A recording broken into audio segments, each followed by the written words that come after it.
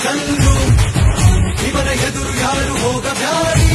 ಹಿಂದೆ ಐತೆ ಸಂಯಮ ಹಸಿದ ಜನಕ್ಕೆ ಇವನು ಅನ್ನದಾತ